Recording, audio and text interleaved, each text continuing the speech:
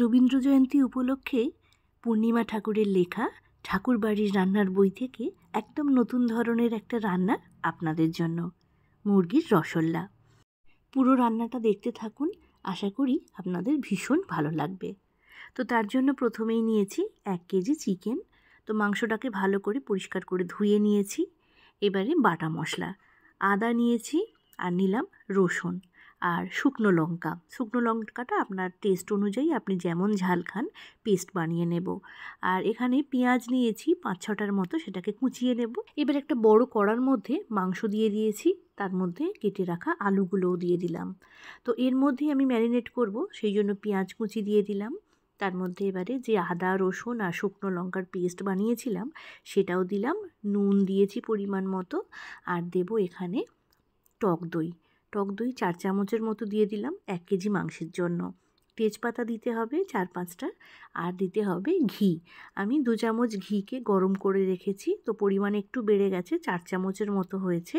তো ঘিটা দিয়ে দিলাম, দিয়ে ভালো করে সব কিছু মাখিয়ে নিতে হবে। এখানে কিন্তু হলুদ গুঁড়ো বা লঙ্কার গুঁড়ো আমি দেব না, কারণ এই রান্নায় হলুদ গুঁড়ো বা লঙ্কা গুঁড়োর ব্যবহার কিন্তু নেই।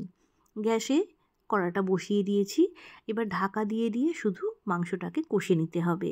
মাঝে মাঝে ঢাকাটা খুলে একটু নাড়াচাড়া করে দেব, যাতে তলায় ধরে না যায়। যেহেতু এর মধ্যে টক দই রয়েছে, তো প্রথমে একটু মাংস থেকে কিন্তু জল ছাড়বে।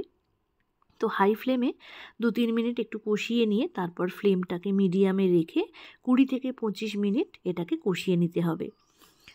খুব সহজ একটা রান্না আপনাদের সাথে শেয়ার করছি, আর খুব বেশি তেল মশলাও কিন্তু এখানে নেই। কোনো তেল তো ব্যবহার করিনি, শুধু ঘিতেই কিন্তু রান্নাটা হবে। শুধুমাত্র কালারের জন্য একটু কাশ্মীরি রেড চিলি পাউডার আমি দিলাম, এটা কিন্তু অপশনাল, নাও দিতে পারেন। তো মোটামুটি একটা সুন্দর কালার কিন্তু এখানে চলে এসেছে, যেহেতু শুকনো লঙ্কা ছিল তো তার একটা কালার রয়েছে, আর কাশ্মীরি লঙ্কার গুঁড়োটা যেহেতু দিয়েছি তো সুন্দর একটা কালার চলে এসেছে। অল্প একটু জল দিলাম গ্রেভিটাকে বাড়ানোর জন্য, যেহেতু আমি দুপুরে এটা ভাতের সাথে খাবো সেই জন্য একটু গ্রেভিটাকে বাড়িয়ে নিলাম। যদি রুটি দিয়ে খেতে চান তো এতটা কিন্তু জল না দিলেও চলবে। 20-25 মিনিট কষার পর কিন্তু মাংস এরকমভাবেই ছেড়ে আসছে, সেদ্ধ হয়ে গেছে।